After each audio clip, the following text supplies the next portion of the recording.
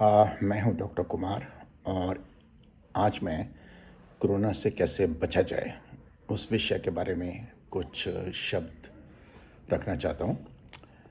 Corona को deal कैसे करना है वो हो रहा है, हॉस्पिटल्स में हो रहा है, लोग कर रहे हैं, लेकिन सबसे जो ज़रूरी बात है वो है इससे बचने की। क्या है सो बचना कैसे है?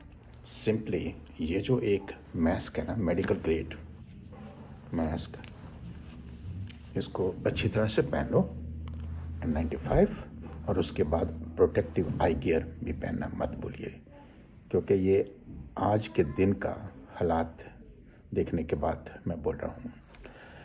और सबसे पहले ये मास्क है कोरोना से बचने के लिए, जो वायरस है उससे बचने के लिए, जो कोविड-19 है उससे बचने के लिए।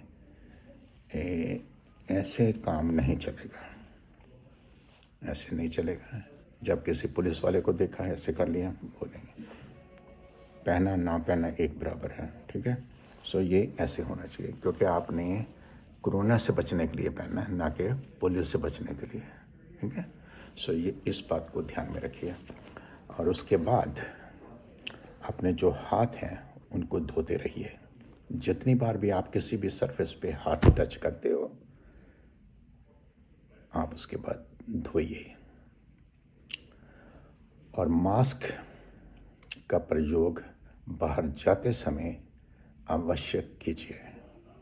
आपको घर में पहनने की आवश्यकता नहीं है, लेकिन अगर आप घर में किसी और जो अतिथि है उनसे बातें करने में बिजी हो तो पहन लेना चाहिए।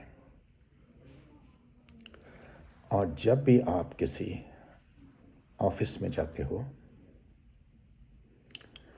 या किसी बैंक में जाते हो या कोई ग्रॉसरी शॉपिंग के लिए जाते हो, उसमें आपको डबल मास्क की ज़रूरत है। आज के दिन के हिसाब से डबल मास्क की ज़रूरत है। So medical grade mask, double up N95, it will offer you enough protection. और दूसरी चीज़ कोरोना को लेकर ये है कि कोरोना हवा में नहीं है, कोरोना पानी में नहीं है, कोरोना भोजन में नहीं है। कोरोना है तो सिर्फ उस हवा में है जो आदमी हवा बाहर निकाल रहा है, पीड़ित आदमी। क्योंकि पीड़ित आदमी जब सांस बाहर निकाल रहा है, उसके साथ बहुत से कोरोना जो पार्टिकल्स हैं ना, वो भी बाहर आ रहे हैं। और वो क्या होता है, थोड़ी देर के लिए इस हवा में रहेंगे। जैसे 5 माइक्रोन है, 5 माइक्रोन तक वो सेटल होने शुरू हो जाते हैं, लेकिन फिर भी थोड़ी देर के लिए,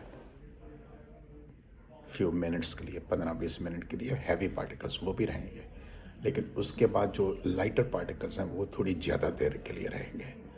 अब उस पार्टिकल्स में कितनी उनकी नंबर है उस पर डिपेंड करेगा कि आप इनहेल कर रहे हो।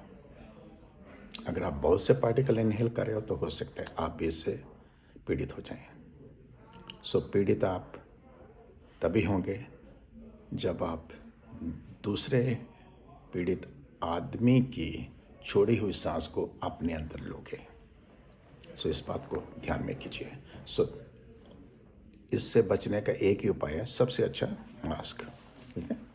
और इसके बाद दूसरी जो चीज़ है वो है हैंड वॉशिंग को करते रहिए। और तीसरी जो बात है, अपने आप को औरों से थोड़ा दूरी पे रखिए, ठीक है। चलते वक्त भी, वैसे भी। हाँ, आपके घर के सदस्य हैं वो दूसरी बात है। और अगली जो बात है, किसी भी क्राउड, भीड़ भड़के का पार्ट मत बनिए।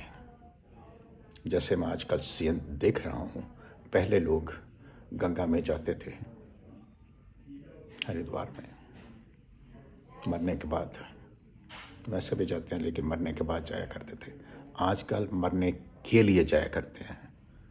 जैसे वो कुंभ मेला हो गया, वो हमारे धार्मिक परंपरा है, लेकिन उससे कोरोना काल में कितनी इन्फेक्शन फैली है उसका शायद अनुमान लगाना अभी तक संभव नहीं है।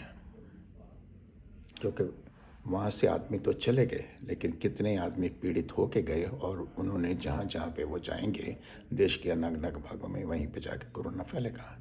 और यही हाल है इलेक्शन रैलीज के साथ, और यही हाल है गैदरिंग्स जो बड़ी बड़ी होती हैं शादी की, उसमें भी यही हाल है, क्योंकि वो क्लोज्ड हो जाता है ना एटमॉस्फेयर। चाहे वो बाहर हो रहा है लेकिन फिर भी वो क्लोज्ड है, क्योंकि एक के ऊपर एक आदमी चढ़ा होता है, हम आप समझ रहे हो। तो इसलिए बाज़ारों में स्पेशली कोई त्योहारों के मौसम में बहुत भीड़ भड़का रहता है, वहाँ पे इन्फेक्शन फैलती है। प्लीज़ आप इस जो चेन ऑफ ट्रांसमिसिबिलिटी है ना, इसको हमने ख़त्म कर देना है, तोड़ देना है, ब्रेक कर देना है। सबसे अच्छा मेथड कौन सा है? ये देखिए, अगर आप कोरोना को अंदर नहीं जाने देंगे, आप कोरोना को अंदर घुसने नहीं देंगे, तो आपको ये अंदर जाके घुस के तो मार नहीं सकता। अगर आप इससे पीड़ित नहीं हैं तो आप किसी और को भी पीड़ित नहीं कर सकते हैं। इससे क्या होगा, जो इसकी ट्रांसमिशन है ना वो रुक जाएगी, वो थम जाएगी। एटलीस्ट आपके ज़रिए से नहीं होगी। बस इतना सा आपको मेहनत करने की ज़रूरत है, ताकि आप इसके करियर मत बनिए। एक बार आपने रिफ्यूज़ कर दिया ना, तो बस ये जो नंबर्स हैं अपने आप कम होते आपको नजर आएंगे। प्लीज़ इन चीज़ों पर गौर कीजिए और अपनी मदद कीजिए, अपने आसपास वालों की मदद कीजिए और सुरक्षित रहिए। धन्यवाद।